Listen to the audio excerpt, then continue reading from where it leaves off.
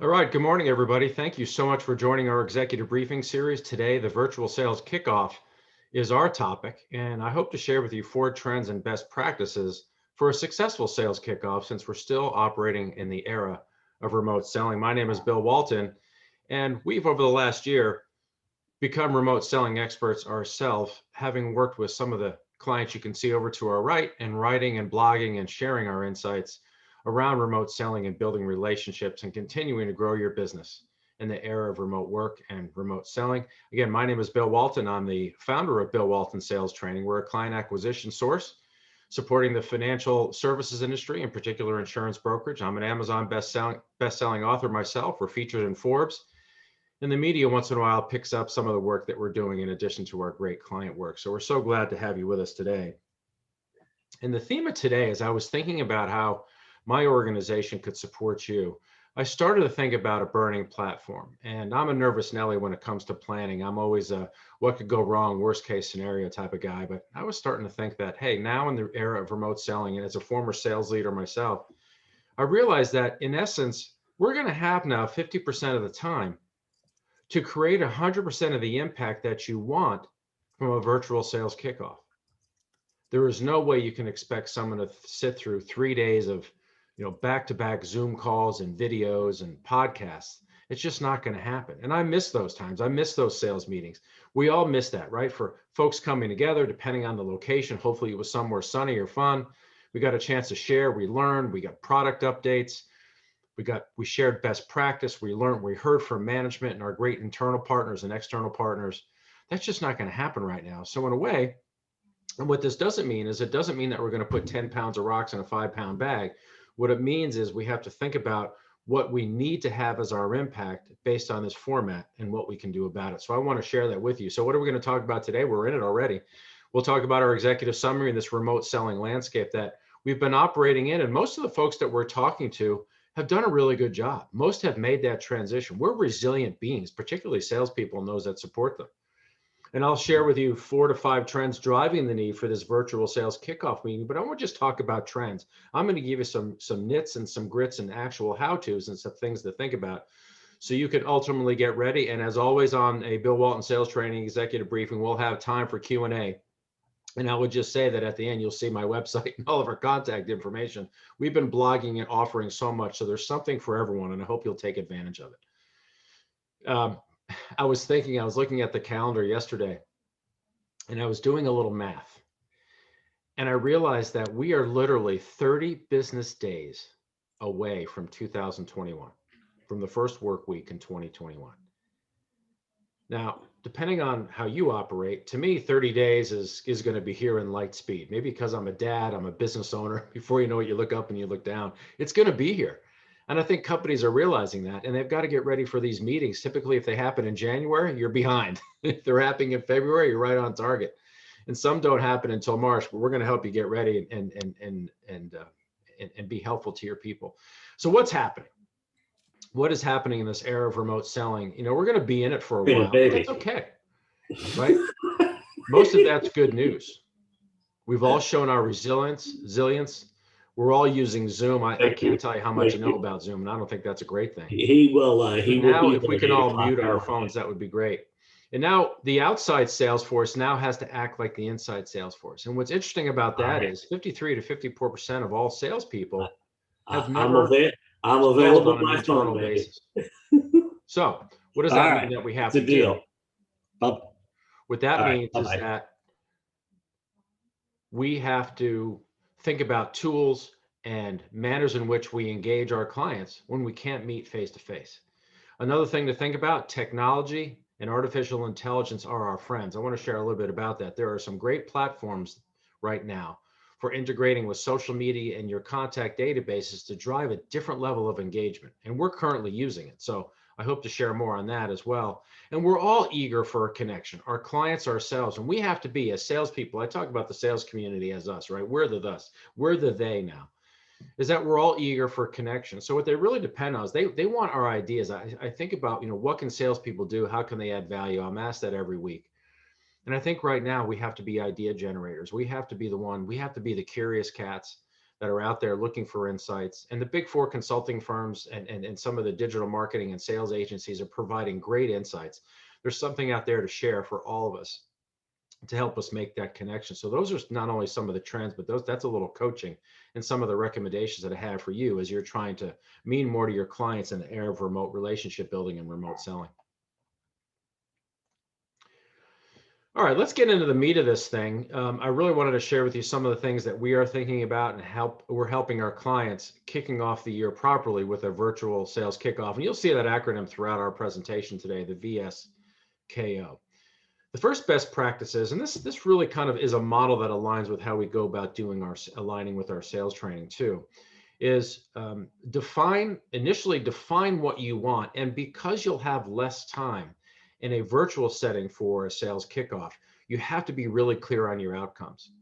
Everything has to be punchy, it has to be exacting, and you have to be really articulate in terms of what you want people to walk away from and what you want those takeaways to be coming out of the virtual sales kickoff. There's not a lot of time for fluff. There's not a lot of, we can't bank on water cooler conversations and having a few adult beverages in the evening after these sessions, after dinner. That's not happening now. So you really got to connect that link to what are your 2021 business objectives and start early, because what's nice about this is that we don't have to worry about trains, planes, and automobiles. So the logistics piece, the T&E piece, that's not going to frustrate or impact your time and your focus now. You've got time to think about how we're going to deliver this thing. What are our outcomes? What do our audiences need? And what can I do now versus wait for that actual sales kickoff event? So that's number two, start early. Number three is rethink your agenda. And this comes a little bit from our energy management training for salespeople. And I have organizations and individuals think about bursts. And there's some great sleep research done 30 years ago by a gentleman by the name of Nathan Kleitman. And one of the things his organization realized is that humans optimally operate in periods of 90 minutes of work, followed by 10 to 20 minutes of rest. So it's kind of a work hard, pause phenomenon. And this theme in his research kept coming up, 90-minute bursts, 90-minute bursts, 90-minute bursts. So I'm not saying that all of your agenda items have to operate in 90 minutes, but think about bursts of energy, bursts of content. Typically, we are delivering training in a half-day, full-day, or two-day environment. Right now, with video as an accompaniment, we're doing sessions that are 30 minutes long, 45 minutes long. Hard-hitting, context up front, and learning objectives really solid, and also more how-tos, more tips, more granular things, hands on the handlebar, stuff to do as opposed to a lot of theory. The other thing we're recommending clients do as they're getting ready for their virtual sales meeting is think about a blend of your technology, your communications, the materials that you put out there, and some of the logistics. The tendency is to go tech for everything. But one of the things that in our remote world, what can be really nice, what we're recommending to our clients is send something in the mail individually to your participants. Now, if you're running a sales organization of 1,200 people to 1,500 people, that can get expensive. We might want to think about a different delivery method. But you can't underestimate the power of receiving something at home, something connected to the mission, connected to them, and connected to your message and your virtual sales kickoff that's tangible and tactile. Because we're not seeing that. The other thing to think about is, what are these takeaways? Think lean. What are the 3 to 4 things that you can't afford to have your salespeople and those who support them and your subject matter experts to leave this meeting without? And that's where you really should start. Now, that doesn't sound like brain surgery. That doesn't sound like new science. But think about those key takeaways, because you have to work to that. Again, you're not going to have a lot of time. Engagement comes at a premium. And again, you can't have your folks sitting online for multiple days at a time, watching Zooms and videos, reading and listening to podcasts. You have to have a blend of all that. And there's got to be a burst-like staccato to all of that. So that's the best practice now we have for getting ready for these virtual sales meetings. And that's to define your outcome, define your objectives, and to think lean in terms of how you want to pull those off and what you want to eventually align to when you get your meeting going. So that's number one, define. Here's best practice number 2 around engaging, the actual engagement. And this is interesting too, because when I say engage, you might think, gosh, Bill, that must be the meeting itself. And my feeling is, don't wait, engage people early.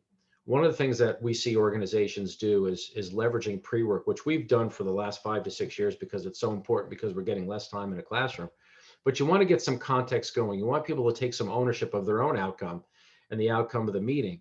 So don't fear sending out some initial videos. Don't fear sending out some white papers or issue or research or good nuggets for folks to kind of process and read and learn and bring to your sessions. That's valuable time. I'd also say you can turn this right around. Instead of having your responsibility or feeling that you and your team have to provide everything, we have organizations that are actually soliciting interesting videos from the field. One of our clients is doing a value, they've got a new value proposition coming out for the following year. And there's a value proposition contest where salespeople are sending in videos.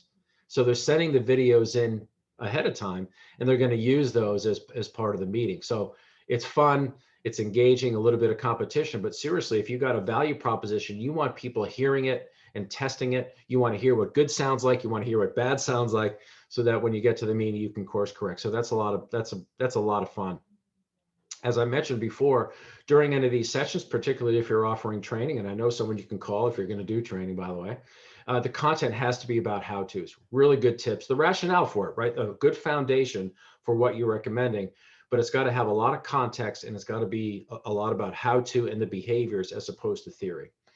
And I would say tech enable the platform as much as you can. There are some great providers out there that I am blown away how efficient and effective and cost effective they are in terms of how they can help you create your virtual sales kickoff meeting. And we have a partner that we work with. They're very helpful. They can help you create that big meeting experience, even though it's virtual. And a lot can be done in one platform, and it's very easy to populate. So that's fun. The other thing we're seeing our clients do, and we highly recommend it, is any gamified applications. There's a company out there I recommend that you reach out to called One Huddle. They're a great organization, and basically can help you do anything over a smartphone and have it be fun. Quizzes, polling, all this is fair game for creating some fun and engagement in your meeting. As again, you're not going to have those full 3 days anymore. And what we're seeing in terms of time, while we're on this topic, if I can share this with you, the average time that we're seeing is about 1.5 to 2 days for a sales kickoff. Regionally, regional kickoffs, we're seeing that as anywhere between 4 to 5 hours of a kickoff, with a lot of leverage of the pre, the during, and the post, as we've defined it here as define, engage, and sustain. So again, I think the creativity comes from how do you want to engage? Again, keeping it simple, keeping it intentional, keeping the context high, and thinking about the takeaways that you can't have folks leave without and live without, but using ways to engage them while you have the retention front and center. And again, these are some of this is just an example of the virtual meeting management platform that we like and use, where you can stream video, you can import pre-recorded video. And that's a trend too. Most of the video that we're seeing now on these platforms has been pre-recorded, but it looks and feels like it's right in the moment. So that's a great advantage to you to help you get ready and maximize your time. They also offer a dashboard that feels like a conference-like agenda. We're not there, but it feels like we're in a conference with speakers and timing and little insights, which are able to communicate and offer your people, as well as mobile engagement. So highly recommend you check out a few of those, and offline I'll provide you our contact information. You can connect with me directly, and I'd happy to make those introductions with you and for you. All right, let's talk about the back end of these virtual sales kickoff meetings, and that's about how we sustain the effort. I can't tell you how many of these meetings I've been to in the past as a salesperson, and typically the effect of the sales kickoff lasts for about anywhere between 4 and 6 weeks. And whether you think that's a good or bad grade, that's just a human nature grade, right? That's just who we are, because what happens, life happens, the business happens, shifts, opportunity happens. Hopefully your salespeople are moving from opportunity to opportunity and closing a lot of business. But there are some ways, and there is some best practice that I'd like to share with you on how best to sustain the virtual sales kickoff. First thing is, you got to come back to where we started in our definition, right? That theme should ring on. That theme should be a little voice in everyone's shoulder that should be clear as a bell, should be able to hang a lot of other themes on that has some meaning, as we move into the year. And I would have this theme. I would say a theme to me is words, and it's also a visual. Work hard with your creative people up front to create a visual for your virtual sales kickoff and use it as wallpaper everywhere on social media posts, internal presentations, in email signatures. You want to have this live on as long as you can. Realistically, it should, the effect of your virtual sales kickoff should last a minimum of the first quarter or your first quarter post meeting.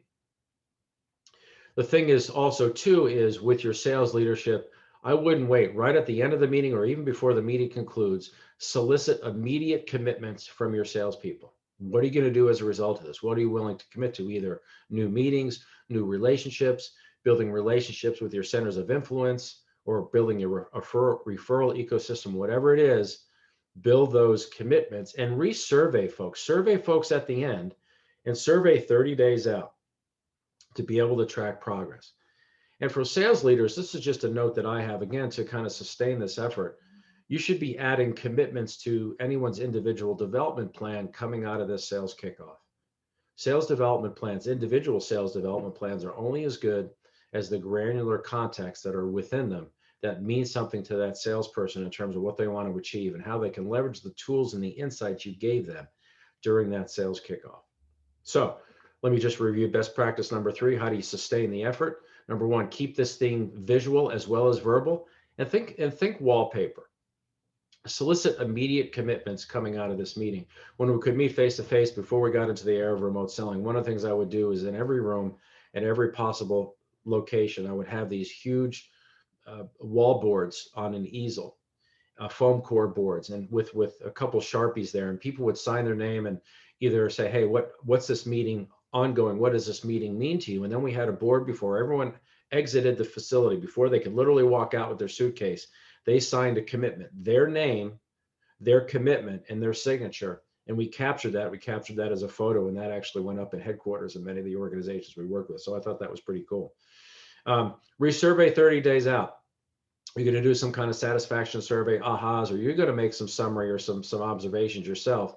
30 days out, you want to reposit that and return and get some feedback to kind of track expectations and also the longevity and the power of your theme coming out of your VSKO. And sales managers, right, I really believe you're the pivot point in all these organizations.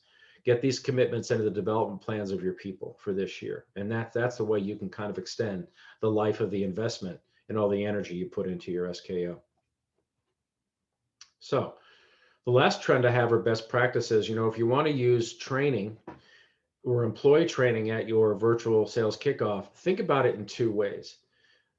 A recommendation that I have, and we are often asked to do this, is to find a master of ceremonies.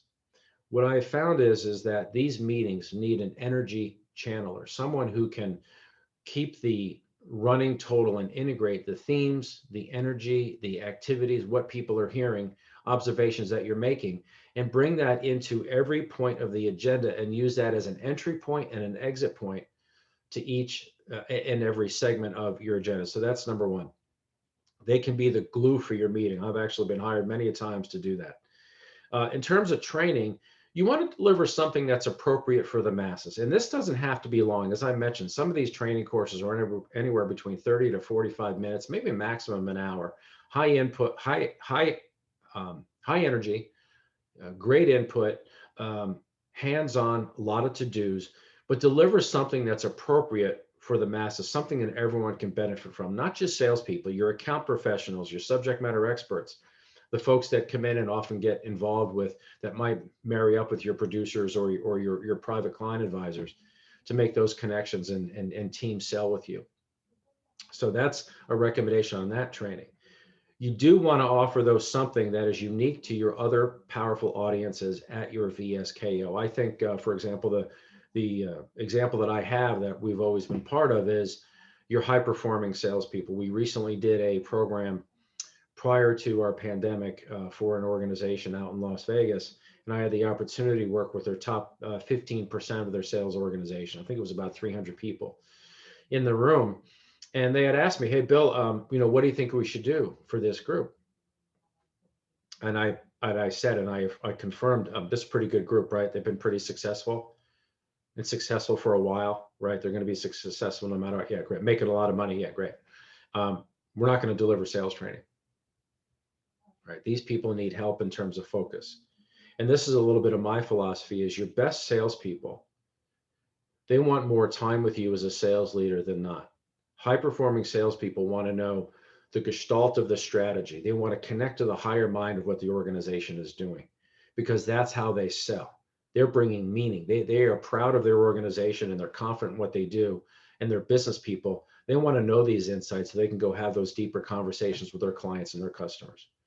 So you need a session for those unique audiences. One of the sessions we run, this isn't a pitch, I'm just sharing with you some ideas, is an energy management workshop, which really focuses on managing your energy, not your time, as the key to personal success and renewal. And the concept there is, again, as I mentioned before, I really look at high performing salespeople as thinking partners.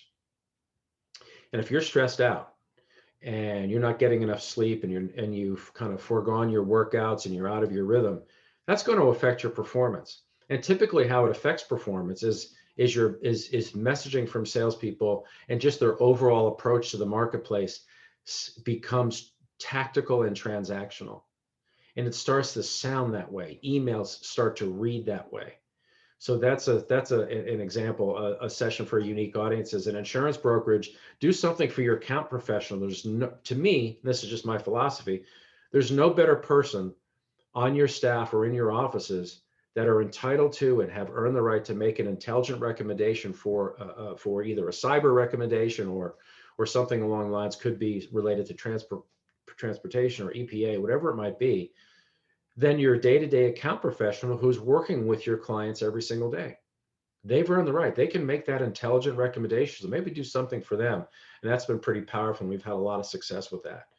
And I would also say too, if you have the resources internally, hire a community manager or a producer to make sure all the videos hang together, to make sure people get to and from, if you're using breakouts or whiteboard sessions, that can get from station to station to station to station. And you also want to have someone be at the ready to help you manage your technology, because you will be delivering this over some extended tech-enabled virtual platform. So those are just some thoughts around facilitation and training. And then all this, the design of which, whatever you decide to deliver, whoever you hire to come be your master of ceremonies, whatever it is, that all has to link back to the defined stage of what your outcomes need to be and what this theme is for your virtual sales kickoff.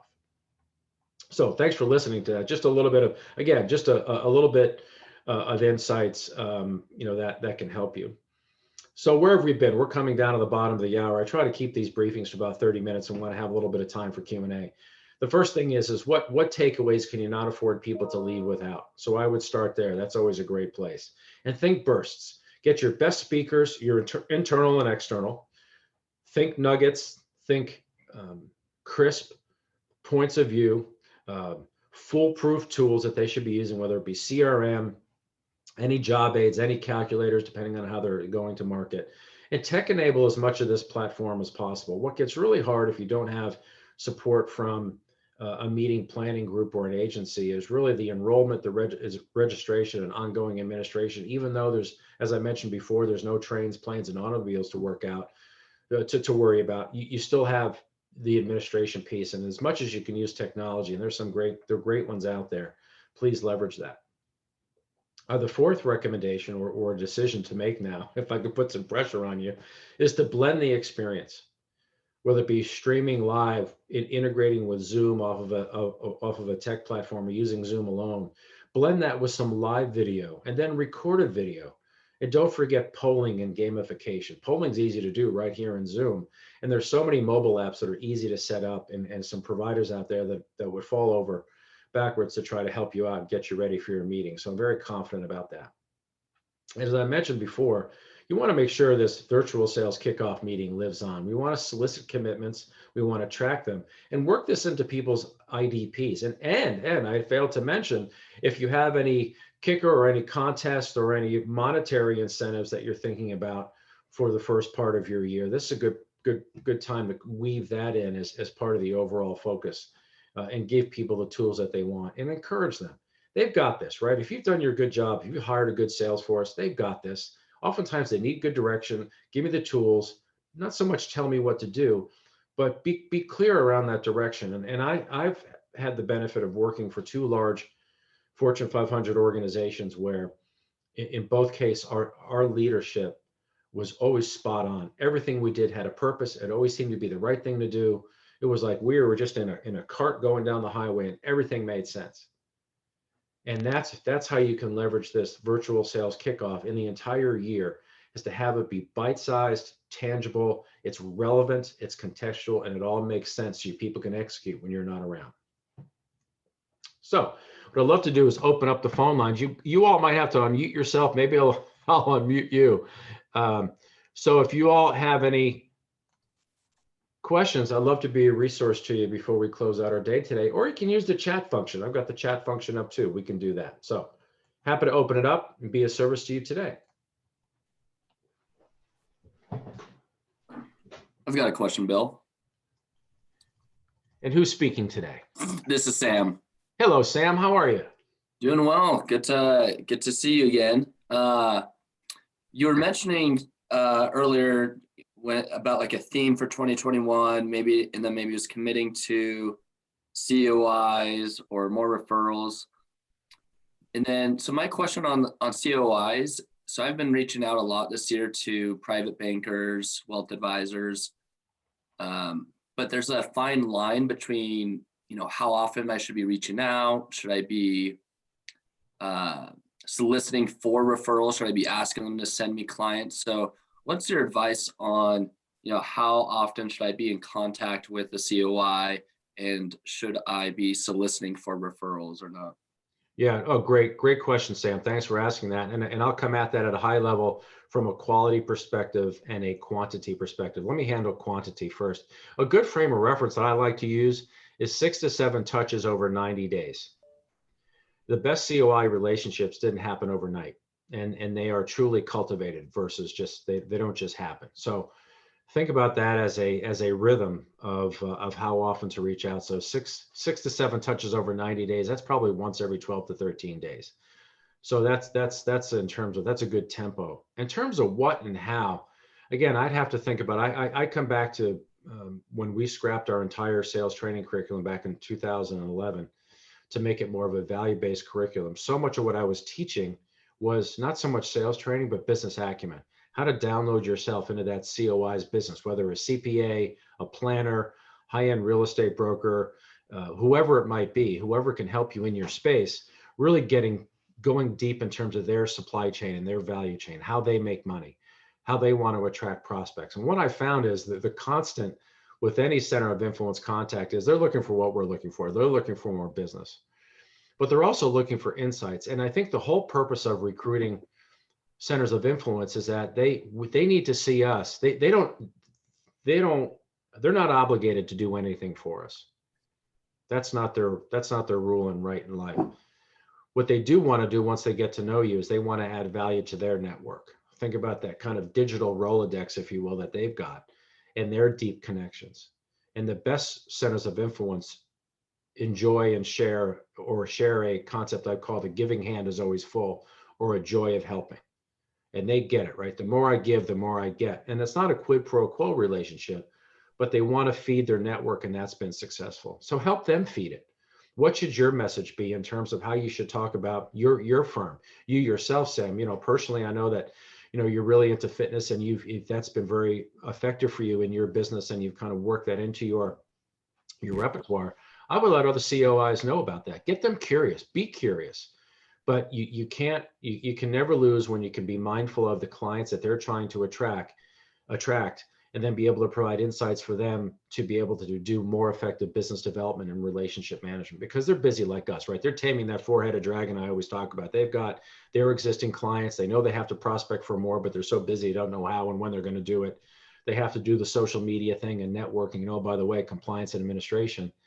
That can be very frustrating for a professional services COI to try to grow their business. So if you can be their thinking partner in that, I think you'll be able to drive that pretty effectively. And I hope I answered your question. Yeah, no, that's great. That's great stuff. Thank you. Great. We've got time for a couple more.